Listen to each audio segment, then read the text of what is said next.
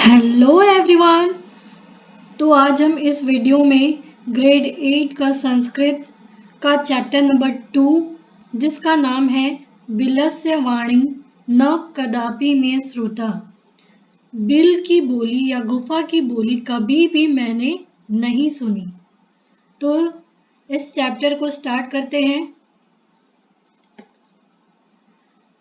प्रस्तुत पाठ संस्कृत के प्रसिद्ध कथा ग्रंथ पंचतंत्रम के तृतीय तंत्र काकोलिकियम से संकलित है। काकोलिकियम से ये लिया गया है। पंचतंत्र के मूल लेखक विष्णु शर्मा है। इसमें 5 खंड है जिन्हें तंत्र कहा गया है। 5 खंड है जिन्हें तंत्र कहा गया है। उसमें से जो तीसरा तंत्र है काकोलिकियम, उसमें से इस चैप्टर को लिया गया है। इनमें गद्य पद्य रूप में कथाएं दी गई हैं जिनके पात्र मुख्यतः पशु पक्षी हैं। पशु और पक्षी के कथाओं पर आधारित पंचतंत्र में कहानियां दी गई हैं।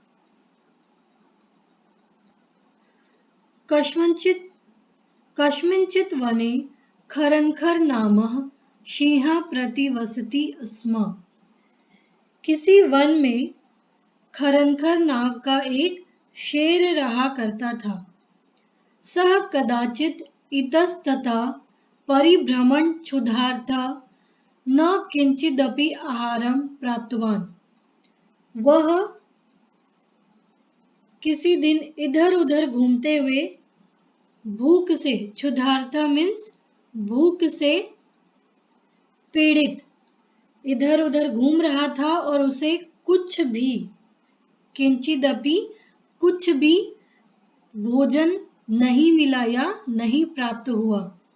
ततः सूर्यास्त समये एकां महतीं गुहां दृष्ट्वा च अचिंतयत्। तभी उसके बाद उसने सूर्यास्त समय मतलब शाम का समय, जब दिन छिपता है उस समय एक महती मतलब बड़ी, एक बड़ी गुफा को देखा और सोचा। क्या सोचा? नूनम एतस्यां गुहायां रात्रौ को अपि जीवः आगच्छति। कि नूनम निश्चित रूप से इस गुफा में रात में कोई ना कोई जीव या कोई ना कोई प्राणी आएगा या आता है। अतः अत्रैव निगूढ़ो भूत्वा तिष्ठामि इति। अतः अत्रैव यहीं पर, निगूढ़ो मीन्स छिपकर, अतः यहीं पर छिपकर मैं ठहरता हूँ। तिष्ठामि का मतलब होता है ठहरना। एतस्मिन् अंतरे गुहायां स्वामी दधिपुच्छः नामकः शृगालः समागच्छत्। एतस्मिन् अंतरे इसी समय गुफा का स्वामी, गुफा का मालिक जिसका नाम था दधिपुच्छ, वो श्रृगाल यानी गीदड़, वो आता है। तो इसी समय गुफा का जो मालिक है दधिपुच्छ नाम का गीदड़, वो आता है। स च यावत् पश्यति तावत् सिंह पद पद्धतिः गुहायां प्रविष्टा दृश्यते। वह यहाँ आकर क्या देखता है? जब वह जहां तक देखता है, जहां तक इसकी नजर जाती है, जहां तक इसकी नजर जाती है, ये क्या देखता है कि उसे शेर के पैरों के निशान ये दिख रहे। तो शेर के पैरों के निशान को वो गुफा के अंदर तो जाते हुए देखता है, लेकिन उसी पैर के निशान उसे गुफा के बाहर आते हुए नहीं दिखता है। न च बहिरागत, बाहर आते हुए उसे वो निशान नहीं दिखता है। शृगाल अचिंत्यत, शृगाल या दधिपुच्छ सोचता है। क्या सोचता है? उसने क्या सोचा? अहो विनष्टो अस्मि, अहो विनष्टो अस्मि, अरे मैं तो मर गया। नूनम अस्मिन् बिले सिंह अस्तीति तर्कयामि, नूनम अस्मिन् बिले सिंह अस्तीति तर्कयामि, निश्चय रूप से या निश्चित रूप से इस बिल में, ये जो गुफा है इसके अंदर कौन है? सिंह है या शेर है। तत् किम करवाणी, तो अब क्या करूं, तो अब क्या करूं। एवं विचिन्त्य, यह सोचकर, दूरस्थ रवम कर्तुम आरब्ध, ऐसा सोचकर दूर खड़े होकर वो आवाज करना शुरू कर दिया। क्या क्या आवाज किया इसने? भो बिल, अरे बिल, अरे बिल। किम न स्मरसि, क्या तुम्हें याद नहीं है? यन्मया त्वया सह समयं कृतोऽस्ति यत् यदा हम बाह्यता प्रत्यागमिष्यामि तदा त्वं माम अकारयिष्यसि, कि क्या तुमको याद नहीं है कि हम दोनों के बीच में एक शर्त लगी थी। क्या शर्त थी वो? कि जब मैं बाहर से आऊंगा तो तुम मेरा आह्वान करोगी या तुम मुझे बुलाओगी। यदि त्वं माम न आह्वयसि तर्हि अहम द्वितीयं बिलं यास्यामि इति, यदि तुम मुझे नहीं बुलाती हो तो मैं दूसरे बिल में चला जाऊंगा। ऐसा ये गीदड़ या दधीपुच इस गुफा को में अंदर शेर को बेवकूफ बनाने के लिए कह रहा है। अथ एतच् श्रुत्वा सिंह अचिंत्यत, इसके बाद यह सोचकर सिंह या शेर सोचता है। क्या सोचा?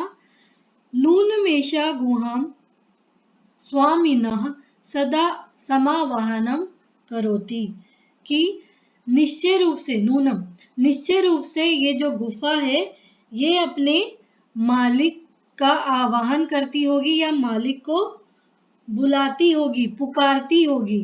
परंतु मद भयात न किंचित वदति, परंतु गुफा यानी बिल को डर लग रहा है। किससे? शेर से। तो शेर ऐसा सोच रहा है कि जब भी इसका मालिक आता होगा तो ये अपने मालिक को पुकारती होगी, लेकिन अभी मेरे डर से ये कुछ भी नहीं बोल पा रही है।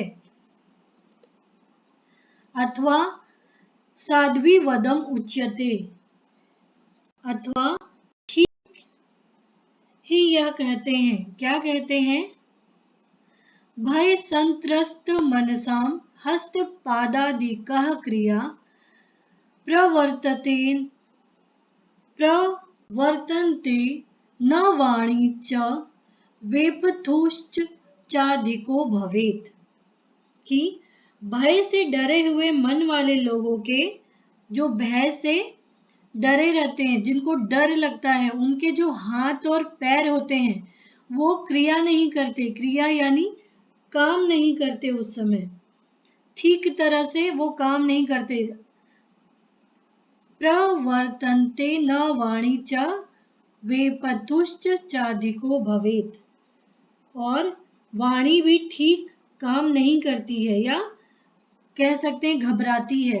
जब हम डरे हुए रहते हैं तो हमारे हाथ पांव वो ठीक तरीके से काम नहीं करते हैं, कांपने लगते हैं और घबराने लगते हैं। हमारी जो बोली होती है उससे वो जो बोली घबराने लगती है, ठीक से बोल नहीं पाते हैं। यद हम अस्य आह्वानम करोमि, तो मैं इसे पुकारता हूं, ऐसा शेर सिंह सोच रहा है। एवं सह बिले प्रविश्य में भोज्यम भविष्यति, तो वह बिल में जैसे ही प्रवेश करेगा मैं उसका भोजन कर लूंगा और उसे अपना शिकार बना लूंगा। इत्थम विचार्य सिंह सहसा श्रृगालस्य आह्वानम करोत्, यही विचार करके यही सोचकर सिंह ने तुरंत, सहसा मतलब तुरंत, श्रृगाल का आह्वान किया, श्रृगाल को पुकारा, जो कि दधिपुच्छ था जिसका नाम, उसको पुकारा। सिंह से उच्च गर्जन प्रतिध्वनिना स गुहाम उच्च श्रृगालम आह्वयत। उसने यानी शेर ने बहुत ही जोर से, ऊंची जोर से गरजते हुए गुहा के जो उच्च, जो गुहा है, जो गुफा है, जो बिल है, वो भी ऐसा लगा जैसे उसने गर्जन किया, जैसे उसने पुकारा शेर ने, तो पूरी जो गुफा थी वो गर्जने लग गई और उसने इस तरीके से श्रृगाल को पुकारा। अनेन अन्येपि पशवः भयभीता अभवन्। इसके इस तरीके से पुकारने से जो अन्य पशु पक्षी थे वो भी डर गए। श्रृगालो अपि ततः दूरम पलायमानः इमं पठत। और श्रृगाल यानी गीदड़ भी वहां से दूर भाग गया और इस श्लोक को पढ़ने लगा। अनागतम यह कुरुते स शोभते स शोच्यते यो न करोते नागतम वने अत्र संस्थस्य समागता जरा बिलस्य वाणी न कदापि में श्रुता।